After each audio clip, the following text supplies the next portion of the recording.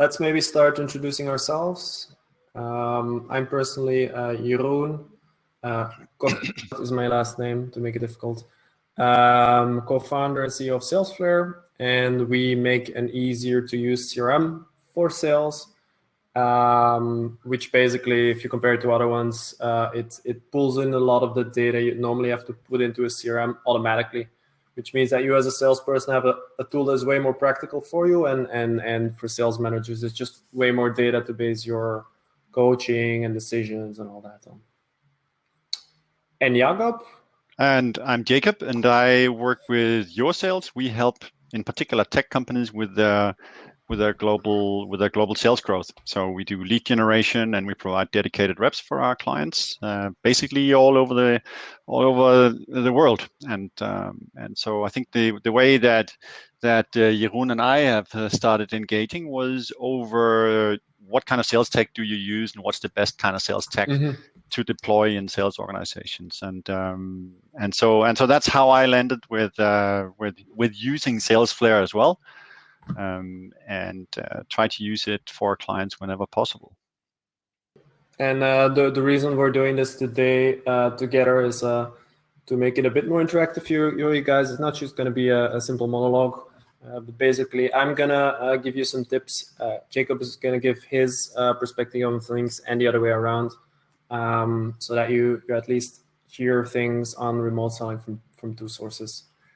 Let me maybe get started right away, because we're 6 minutes in already into 50.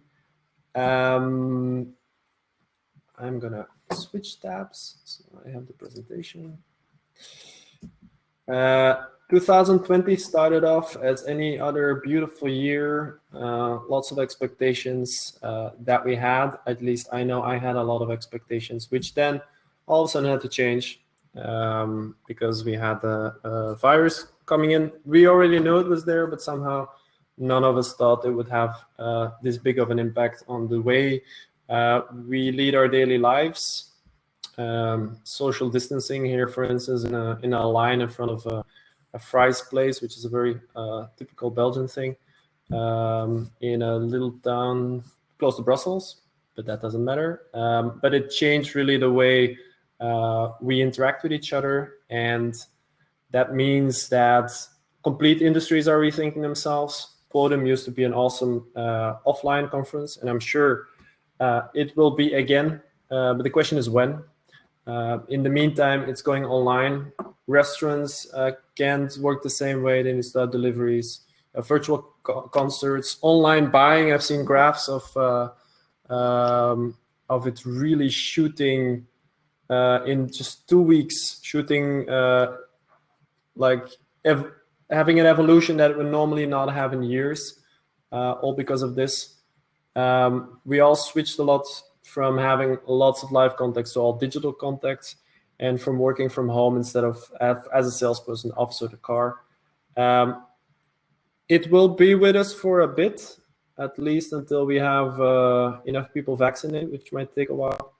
And because it takes so long, some people say we're probably overestimating the amount of effect it will have on us. That might be true, but I also don't think we should underestimate it, because it's really accelerating a lot of trends quickly, which will stay with us to a big extent. There's sort of the old way, pre-COVID, and the new way. And the new way, if you're talking about sales, is that a lot of it is really going remote right now. And then the most frequent questions I'm getting and Jakob is getting about this change now is are sort of in 4 categories.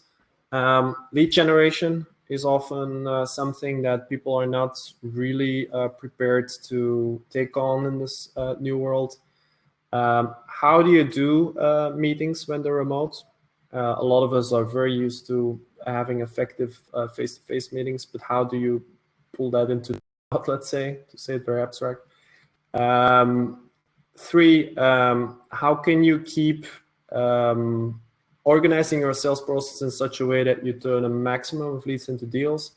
And 4, how do you keep up your momentum? Because as salespeople, a a lot of us are extroverts and we get our energy from talking to other people. But if you're spending your whole day behind a computer, how do you still do that? And then for the introverts as well, it requires some extra energy if you're behind your computer to sort of get out of there. So it's sort of a double problem.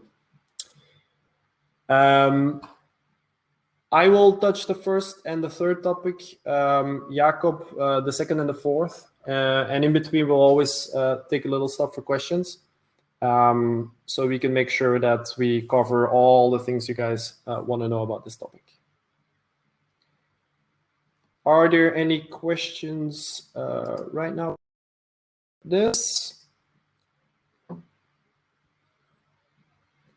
I don't see any questions in the chat. Please send them in when you have them, and I'll already get started on the first part. So the first part is about lead generation. With all the changes and with the whole sector sort of going inactive, whole pipelines are being slashed, and that's one issue. And then the second issue is how do we fill that pipeline if we cannot use the methods we're used to? Now, what's for sure is that you cannot just rely on what you had. You need to go out there. And on this slide, I'm sort of summarizing the 3 most common ways of doing that. It's all things you know, and it's things that work. The first one that is easy to do at scale, and you can actually use some automation to really do it at scale, including follow-up, is sending sequences of emails. You need to make sure that you're always targeting the right people there, that it doesn't become spam. There's a whole set of rules to follow there.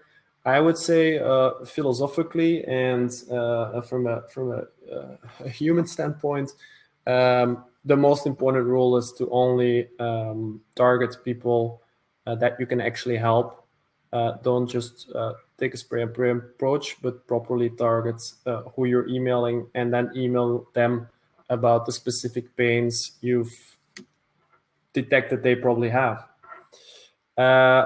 Emailing is still a major channel, but next to that, a very good channel for especially B2B sales is LinkedIn. What I can definitely recommend there, I have a Sales Navigator account, and I know Jakob has too, is to get a Sales Navigator account because it allows you to connect with more people per day. It gives you better filters. So it opens up a whole lot of other possibilities, but you can definitely get started with a normal LinkedIn account. Basically in LinkedIn, you say, I want companies, people in this region that work at this type of companies and this types of positions that have been there for so long, all these kind of things, and it immediately pulls you a list of leads, which is extremely handy if you don't exactly know where to start. And then third, I really need to mention this as well. The phone is still an extremely good channel, especially nowadays that we're all spending our time at home. I know that I pick up the phone way more often, not during this webinar, but when I'm just working at my computer, chances are way higher that I pick up the phone than when I would be spending my day in the office. Another possibility, and a lot of us salespeople are used to networking. You cannot do networking offline now, so you need to replace it. And in the online world, there's a series of ways to do that. And it's all ways we've explored at Salesflare. And most of them have been very successful for us. I think we did very early on was answering questions on Quora. There's a lot of questions that are going on about sales and about CRMs. And just engaging in these discussions will bring you quite some traffic. Not only is Quora an important platform for this sort of discussions, it also ranks really well in Google search results for when people are looking for these for answers on these questions outside of core. Something to definitely look at. If you have something that appeals to, let's say, a more an audience that looks for new stuff, startup founders, agency people, always looking for the latest products, then launching a product hunt is the best place. This used to be places like TechCrunch, etc. But those nowadays only really focus on big venture rounds. So launching products there is very hard, but Product Hunt is the best and the biggest place now to get attention for your product when you launch new stuff. Then there's also actual online communities that are amazing to take part in. For instance, in terms of Facebook groups, Jakob and I are in a group called SaaS Growth Hacks with a ton of SaaS companies in there. I think 20,000 people in there talking about SaaS every day.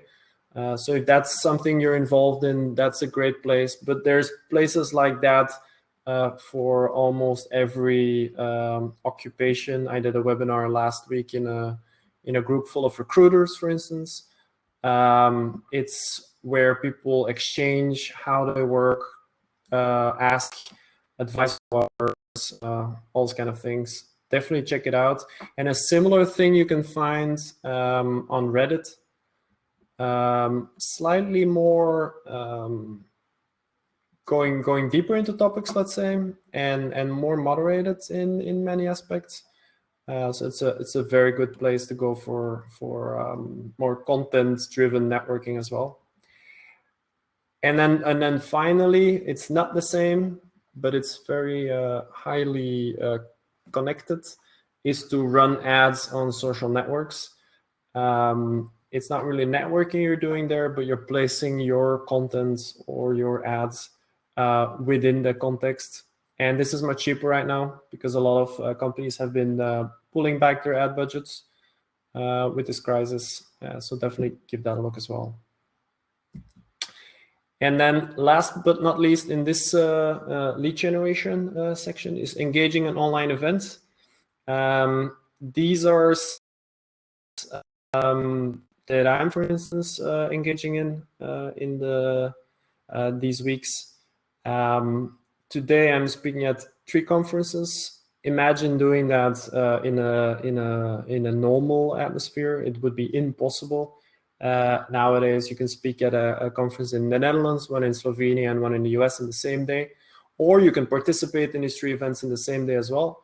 And the only cost almost is your tickets, if there's even a ticket cost. Ticket costs are low or free, and you don't need to travel anywhere. So it's been the barrier for this has been lowered a lot, and there's many great events going. So definitely have a look at that as well.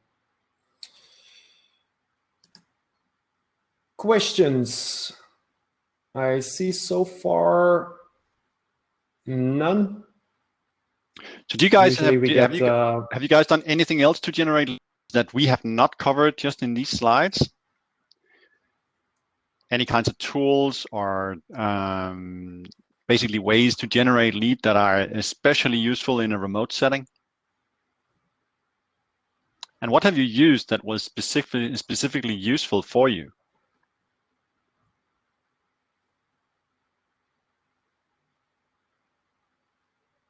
Otherwise, you can have a think about it, and then we can maybe we should move on to the next section, and then take those other questions and best practices as they arrive. Yeah. Yeah. Okay. Cool. That's, so Jasper is saying he uses online events. He's doing his own online event. That's a good tip as well. You don't have to actually, if you're trying to build a community, probably now is the best part to start your own conference because it doesn't take a lot of resources. You basically get a Hopin account like this one or a Hey Summit or whatever. You start getting speakers in, you invite people, and you're off to the races. While if you do an event in the normal world, there's a whole lot of extra organization that comes with it, and an investment as well. So definitely also something you can look at. And maybe actually there's one that we haven't mentioned so far that that you're using to quite a significant extent, Jeroen, which is just having a podcast where you invite people to come and speak and do interviews that are interesting. It's more of there's more one-way communication. You of course you can't get the same kind of engagement. You still share a lot of content that people can use and find value in and can connect to your brand. So that can be useful as well. Yeah, definitely. And I mean, this is all sort of one space, because the podcast I recorded, for instance, on Monday with Jason Fried, we also did a live in a Facebook group, which connects the sort of Facebook experience to the event experience. It's all sort of a gray zone with different possibilities, and you can reuse also content you create in one way on other channels as well. And in different ways. So that's what's cool about having things digital. Also, is that you can easily have it in different formats and different channels, whereas offline things are usually in one place, and that's it.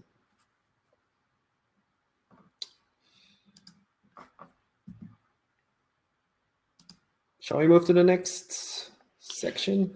Moving swiftly on. So, all right. So when you have those, you've done all of these things that Jeroen took you through in terms of generating leads, and then if everything goes well and that fits within your sales process, you'll be having conversations with people later on, and we can. This doesn't completely cover it, but by and large, you'll have two different kinds of conversations. Especially if you're in software sales, you'll be having a regular conversation, an online meeting, or you'll have a sales demo. I know that you can also have you'll also have telephone calls but by and large, this is going to be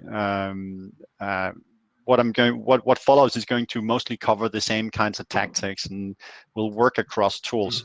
So this really is about the best practices that you can deploy to have a remote conversation with your client live. Yeah. So we want to sort of dive into what are some of the benefits and some of the cons of having a lot of remote contact with your clients. And so some of the things that comes first is that's supposed to take me to the next slide.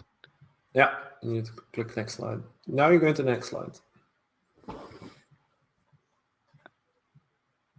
There we go. Right. So one of the things that works really well during this here COVID-19 pandemic, and which I suspect will work really well coming out of it as well, is we've all been now getting used to being in a setting that's more personal and that's more that's closer a lot closer to home, and having these very personal connections with people. So for those of you that have them, don't worry about kids trespassing. Don't worry about your cat walking over your keyboard while in a call, or your dog snoring in the background. It's all part of just showing that you're not just a sales machine, but that you're also an actual human being that people can connect with at a completely different level.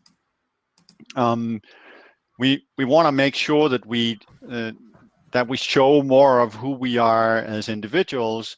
That is healthy for relationships with clients, and it's also smart because it's a way to connect even better and more directly with the individual at the other end of the telephone, or on the other side of the camera connection.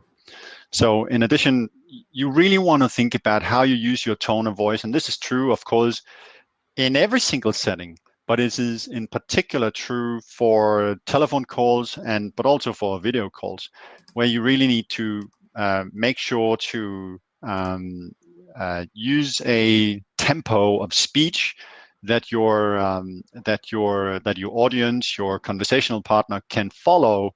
You need to use pauses and be comfortable with pauses and so on and so forth, in a way that is basically be much more aware of how you use your voice than traditional. It's It's either way a sales best practice to make sure that that how you say things is tuned into what exactly it is that you would like to communicate.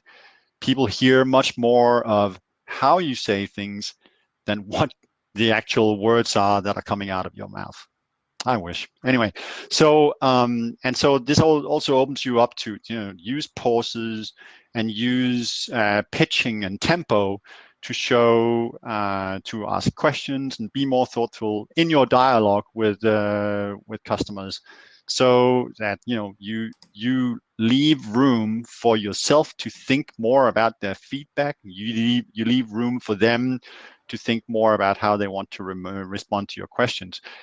That's going to give you a better understanding of what their current situation is, and that is going to help you and them progress faster towards the next stage. And by the way, if you have any questions on any of this, keep it coming. Also, while we talk, and if you completely disagree, in particular, that is what we want to hear as well. So of course, we have these traditional calls, so they can be over telephone, or video, or even when we are let back out in the real world, we can have face-to-face conversations. But a completely separate category is the live demo call or a sales presentation, which unfortunately is often where we see that deals go to die. And the main reason for that is that people are so happy, and understandably so, so happy with having been invited out to tell about their story, that they forget that that is not actually what they would like to do or what they should like to do themselves. What should happen in a sales presentation or an online demo or any presentation really is that you try to gain as much of an understanding from whoever it is that you're talking to about their situation before you show them anything. So basically, from a presentation standpoint, you keep your mouth shut until you know what the play is. And then once you have gained sufficient understanding, if you have time left in that meeting, in that session, you can present specifically to what's relevant to that situation, and that's going to help your buyer contacts better understand what it is that you can help them with specifically, and that you can address in their situation. And that in turn is going to help you transition opportunities faster forward. And it'll also help you disqualify opportunities that maybe shouldn't be opportunities at all. And that'll save a lot of time for you to work on the ones that are actual real opportunities.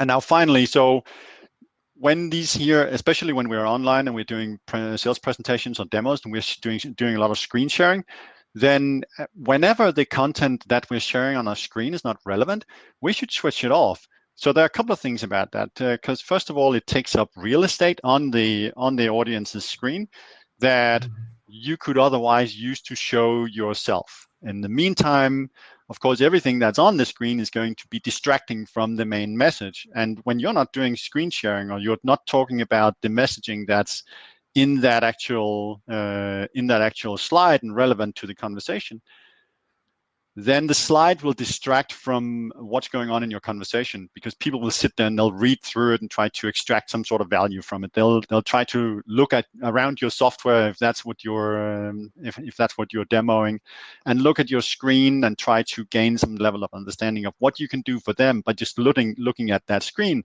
rather than listening to what you have to say.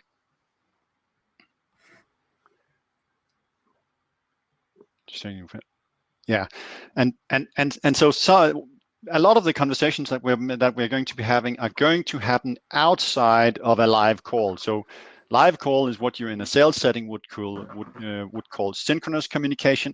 Now, when we move to asynchronous communication, where the two parties aren't present at the same time, we have some new technologies that we can use to to build relations as well. And one of the ones that work really, really well is to make a video recording of yourself and send it through. And we've included a couple of technologies from Bonjoro and Vidyard and Loom and Drift.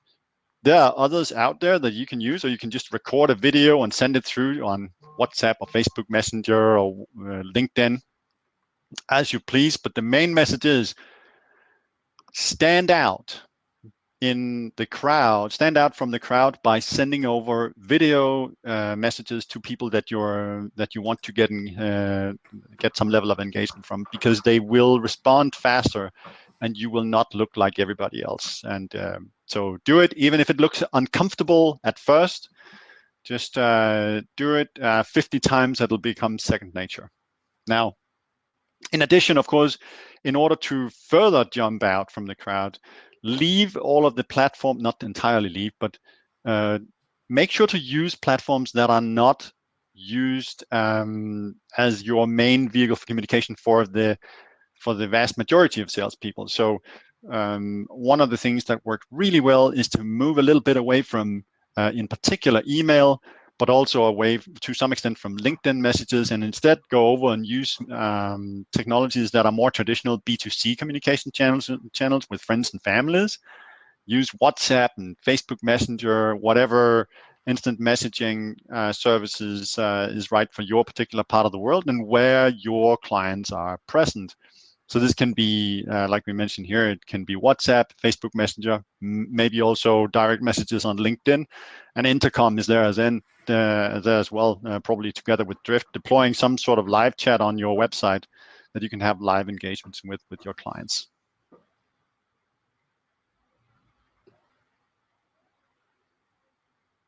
Yeah, so okay, so before we move on to the part about closing a max of deals, what are your experiences on the kinds of instant messaging that work for you? And have you tried generating video for your clients? Is that something you feel comfortable with or have questions about?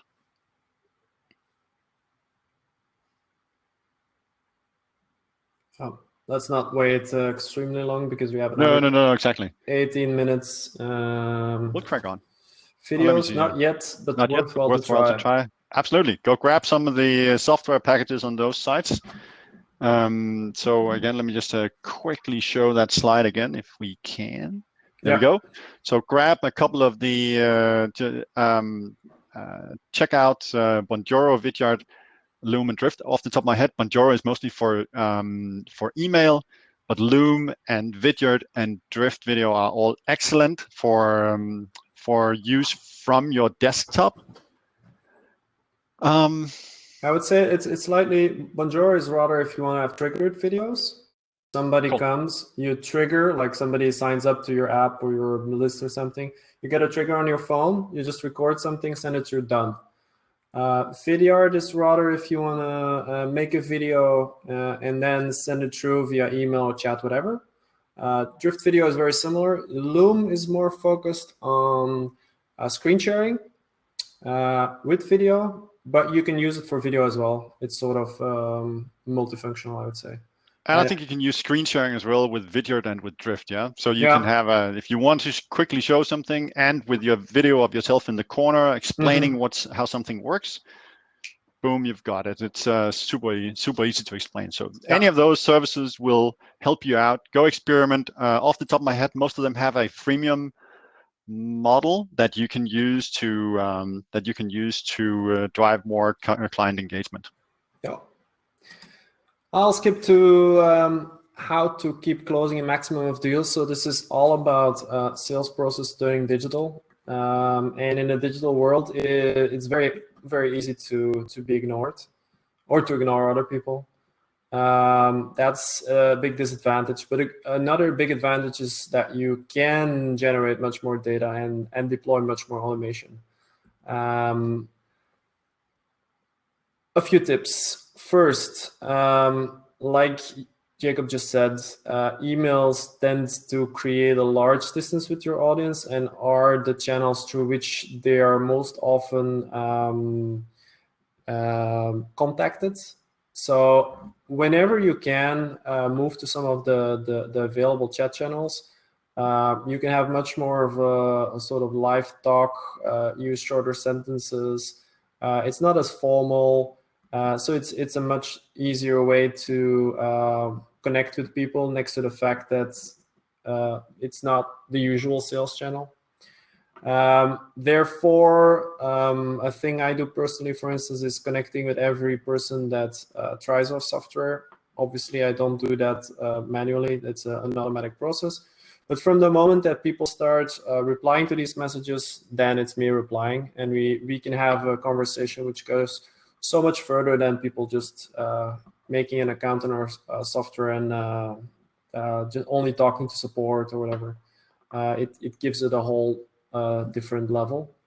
And the added advantage actually is if you add people on social media, where LinkedIn in B2B is probably the best idea because it's sort of acceptable as well. Adding people on Facebook, they would probably feel weird about it in many cases, unless you are connecting in a Facebook community.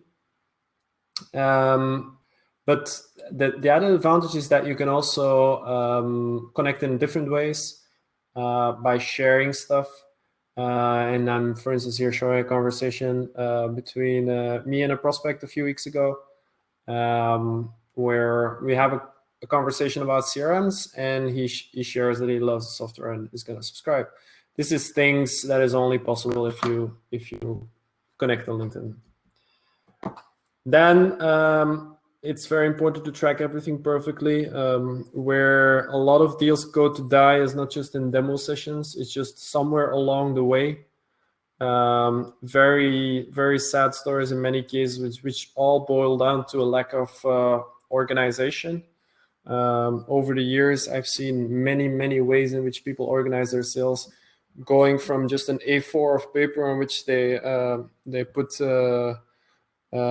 names of people they need to call to remember it, to Excel files, to big enterprise CRMs like Salesforce, to more sales-driven CRMs like ours.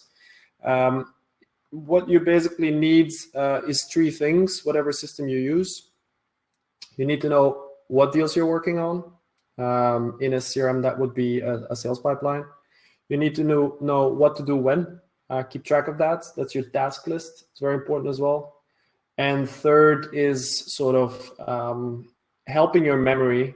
Your CRM should act as a sort of automated memory that keeps track of all the things you've discussed, because that makes it very easy to, when you're talking to tens or maybe hundreds of leads, to keep track of what you've exactly discussed with every person, because it's super hard to remember if it's just only your brain. And within this sales process that you're tracking then, what is super important is that you're focused always on moving the process to the next step. If there's one advice, it would be that in sales.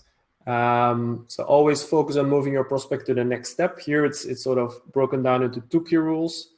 And while taking these next steps, make sure that you always eliminate every point of friction that can be there. And to do that, it's very important if you make, for instance, a sales pipeline with stages, that you're very clear about what every stage means, and that if you look at the name of the stage, you know what the action is you need to take to get that person to the next stage. So typical sales stages would be, it's a lead, then the next stage is contacted, so you need to contact them. Then the next stage is qualified, so you need to qualify them. The next stage is proposal made. That means you need to make a proposal for them to get them there. And then one is you need to win the deal. You need to sign a contract. That would be a typical example. It can be different depending on how your sales process works, but make sure that you're exactly clear in every step about, okay, so this person is here, I need to get him there, what do I need to do? That will make that in every conversation you can always focus on the next step, in every email that you send in between, so that you guide people. That's your job as a salesperson, to guide people through the sales process in a way that it fits their buying process, obviously. And along the way, there's a lot of manual actions to take as well. a good thing is to make these very simple, especially if the other person needs to take them. And this includes, for instance, if you're booking meetings, it's a very outdated thing to still send 5 emails to book a meeting. Use something like a You Can Book Me or a Calendly. Have them pick a moment in your calendar. I literally use it with everyone. Like when I got Jason Fried on my podcast on Monday, I also send him a booking link. I say, Jason, you can pick a moment here that works good for you. And he books. Don't be afraid of doing it like that. People appreciate the sort of efficiency and the amount of emails it saves versus the feeling it might give that you make them do something. That's it for this section. Jakob is sharing some of the tools. Yeah, I just put a couple of links over here for first of all, the video sales engagement tools that we just spoke about. There are a couple more that are also a little bit more specific in there, but the 4 that we discussed for sure, they're in there. And in the scheduling part, you'll find like it's an amazingly long list of all sorts of smart schedulers. Jeroen, off the top of my head, You Can Book Me. I am very much a Calendly fan, but in that link, you'll find loads of other software to test as well. I think it's safe to say that both of us have enough experience with the tools that we're using to make us stay with them for the time being. That's certainly the case for me. I don't see any reason why I would want to change to anything else. Does You Can Book Me have a freemium version? Yes, it's actually free to a very large extent. It's really almost inexplicable the amount of free that they give you. Yeah, that's the same for Calendly. So, so again, similar to the video tools, you can get really, really far by just using free tools. So go ahead and check it out. Now we'll move a little bit. I'll move a little bit. I think a little swiftly through this here. One of the things that's super challenging in this particular situation, where we are all more or less stuck at home, and certainly where it's very, very difficult to get any engagement face-to-face with clients. What has seemed to most people to be a challenge is how to keep the momentum when you're not in the setting that you're typically going to be finding yourself in particular if you're used to selling to clients. I think it moved a slide back rather than something is a little buggy here at times with these slide changer. Right, so what's going to be super important is that you build strong daily habits. So make sure that the things that you do keep you productive day in and day out. And I think one of the things that I think is a question that I get all the time, and one of the things that I think is important to keep in mind, and what is it really that's most important? So what will guide you the most? So in your personal opinion, is it going to be having habits that'll take you further, or are you going to be getting further by just having goals and then aiming for those goals? In my experience, what really gets you further faster is having the right kinds of habits. So make sure that you have a process that you carry out over and over and over again. Of course, you need to have a process which helps you with your sort of early indicators of you being on track. Your KPIs, your input level sort of sales quotas on calls and emails and messages and meetings and so on and so forth. Make sure to set targets for those and operate those on a daily basis. So you can do that, and you can start developing such habits and put them into practice. We'll look in a little bit at some of the challenges, but you need to absolutely follow up on those numbers, preferably in your CRM system, because that's the one place where you work on all your deals. Or you can even do as we suggest here in the slide. You can just drop a coin in the jar for every single activity you've actually taken, and reward yourself for actually having had the right kind of behavior. The problem though is that this can all be slide change. Yeah. Oh, and with your teams, you need to just communicate abundantly. Now that we are all sort of dispersed all over the planet, I heard from one of my clients earlier today. They have an office in New York, and that New York office has meanwhile become really has transitioned at this point in time into being a US-based sales team, literally dispersed all over the United States in all of their homes. And so some of the things that are really important is that you find ways to collaborate with your team, talk with them, organize these water cooler moments, this sort of social powwow where that people also get energy from. And similar to what you'll do with clients, try to make sure that you can break through the screen with your personality, because otherwise you run the risk of just not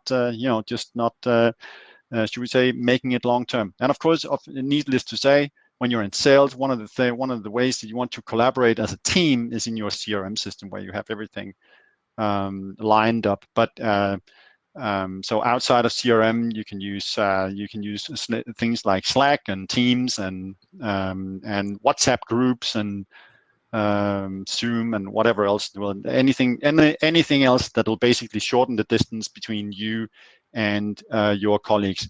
And then, in order to make sure that you make it through this whole period, just keep in mind that it doesn't all have to be super hard work. Some of the things that usually would give us energy at work now don't happen. But because we're stuck at home, we have some other opportunities. So some of the things that you can do as well to gain energy will be coming from maybe trying to take on activities that you've otherwise failed to find time for, maybe because of your commute. Go for a run. There are loads of virtual runs going on with tens of thousands of people where you can basically start at any level and just go out and exercise. And if exercise is not your thing, when you're stuck at home, you'll have a chance to maybe get to know your family, just maybe get to know them a little bit. And so this is one of the things that'll get you energy and that'll help you long term with relations that are important to you, and you'll be able to crack on with your work at the same time. So it doesn't have to be all hard work. And whatever you do, I think what is important with this particular time is to stay positive, and to focus on what can be done in the situation that you're in, and do something great with it, and stay safe. That's great advice. And we immediately have a question. Do you think remote sales will remain a reality after the lockdown measures? And I personally think so. I think a lot of people were used to just taking their car to people because that's what they're supposed to do. You know what I mean? The thing is, the difference in terms of productivity is, I remember when I was driving around to people to talk about Salesflare, I could do 4 people a day or something. And when I started doing video calls, I could easily fill up my day with 10 meetings or more. And I didn't have to be in the car, which is a cost. I didn't have all this time being 15 minutes early for this meeting and that meeting, sandwiches on the road, all this mess.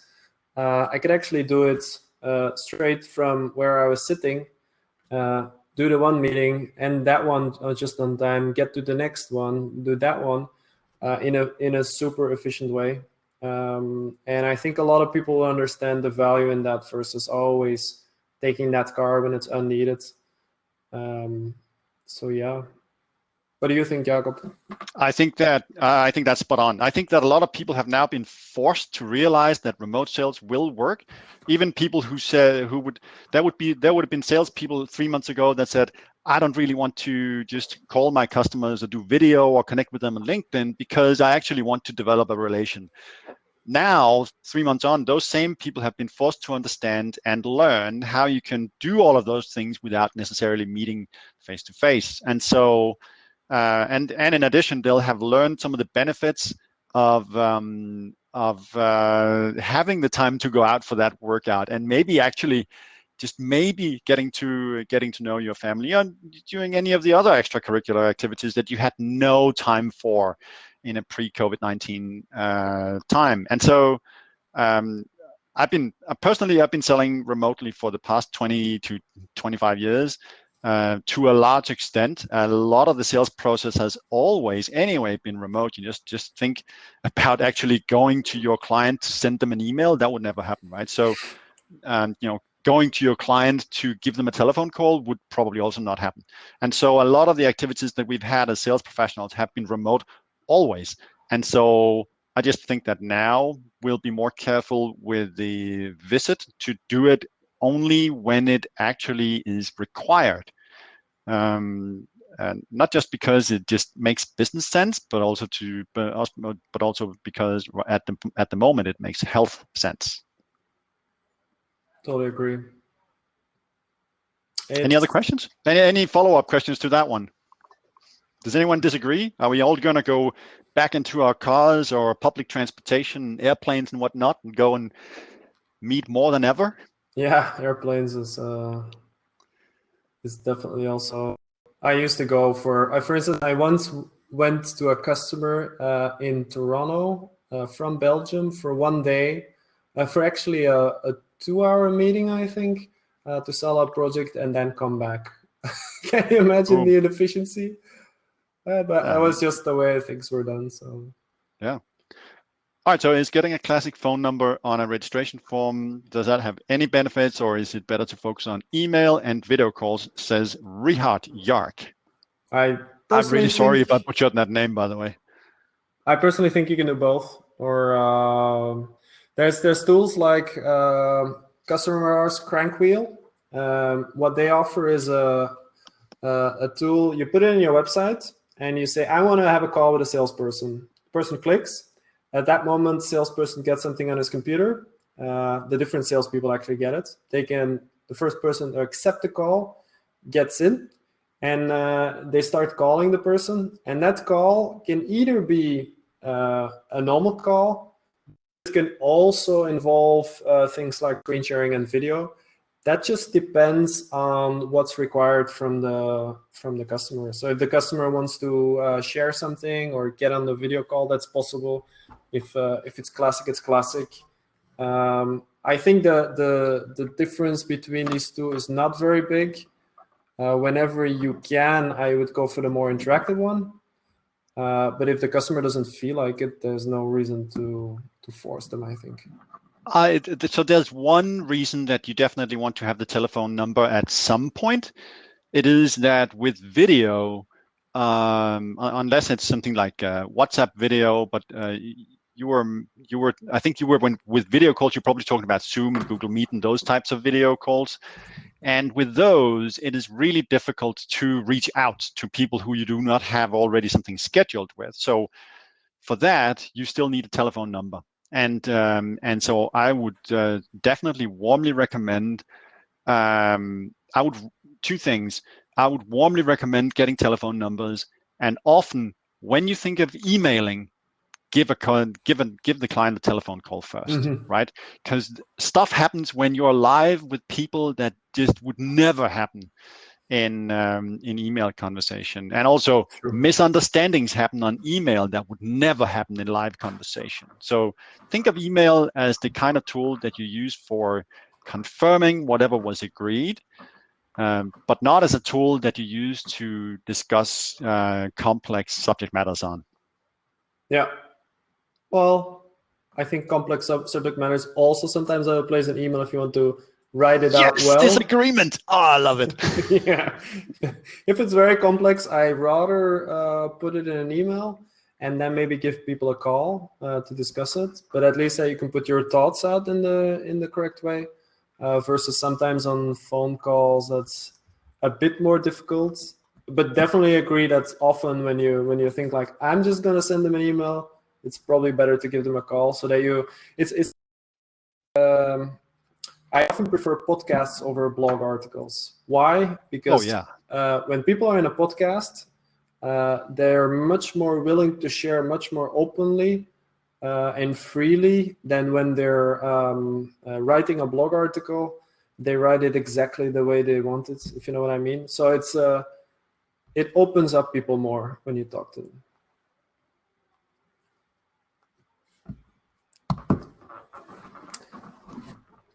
Shall we end it here? What about your opinion on pushing if somebody doesn't answer the first time? Wait, Rihad, what do you mean with pushing? I mean, I can assume that you mean trying again and again and again and again. And that's what I think is probably what we should assume for now.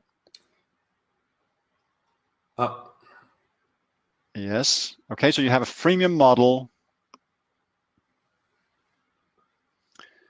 and a paid one, and you want to, I guess, follow up people on the upsell. Let's assume that.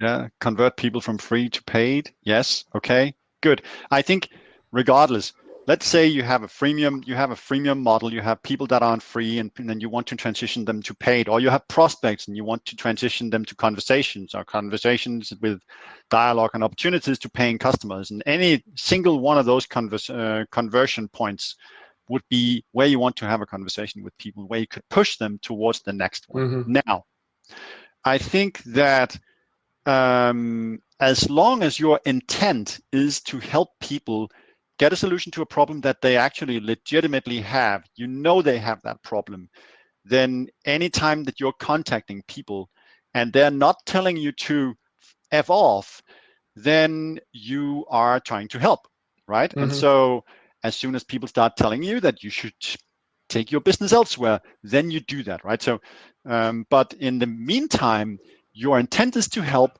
and until you've been told to not help, you are helping, and you can do that in good conscience. In my opinion, what do you think, Jeroen? Same opinion. It's a pity, but yeah. Well, we actually have some automation set up in that sense at Salesflare. So if we see that customers actually start tracking their leads, then we help out, and we're like, okay, they're actually using it. We check whether they've seen all the features. When people do an import, at that very moment we reach out and we say, okay, you're doing an import. Maybe we can help with that. There's all these kind of moments where help is appreciated, and those are the best moments to reach out. And in these cases, we only do one follow-up per moment, but there can be many of these moments, which makes that we reach out more often. What we used to do in the past, when we didn't have an import module, is we would import data for people. And then basically we would have a sequence of emails that where my co-founder would offer to help with an import. And we would send 3 emails. And that sequence would stop if they replied. Otherwise, it would keep sending. And that really helped us with converting more trials to paid. Because people will be like, oh, sure, you guys want to like help me and I don't need to do too much. They took that well, like Jakob said, as sort of help. And the reaching out is just multiple times, it's just needed because people have schedules and a lot to do. And they might, on the first email, say, like, not now. But that might change when you send the second email. It might be a better moment. And that's a super good point. So when people don't respond, it's not necessarily because they are irritated over having received something, and it's also not necessarily because they didn't have time. It may just be because they just didn't see it, right? Mm-hmm. And so when you're helping out people that are your clients, you can continue to reach out over email. But this also is the reason that when you're trying to generate leads and generate conversations with new potential buyers, you want to make sure to target a range of channels, like Jeroen also mentioned already in the lead gen segment, because that's going to make sure that you don't sit there and try to communicate on a channel that your client is simply not listening on. Mm-hmm. You're welcome. You got it. I think we're almost 10 minutes over time, so we can slowly start wrapping this up. I thank you all for being on. Thank you, Tiasha. I hope I say that correctly. For being on. If you have any further questions, feel free to reach out to me, and I think the same applies to you, Jacob, on LinkedIn. Totally. Just send a LinkedIn connection request, preferably with a message, and so it's not a random person reaching out, but somebody from the conference, and then we can chat further there. Let us know if you have more questions. Awesome. I wish you all a very nice continuation of Podim Nix. It seems like an awesome conference, so enjoy it.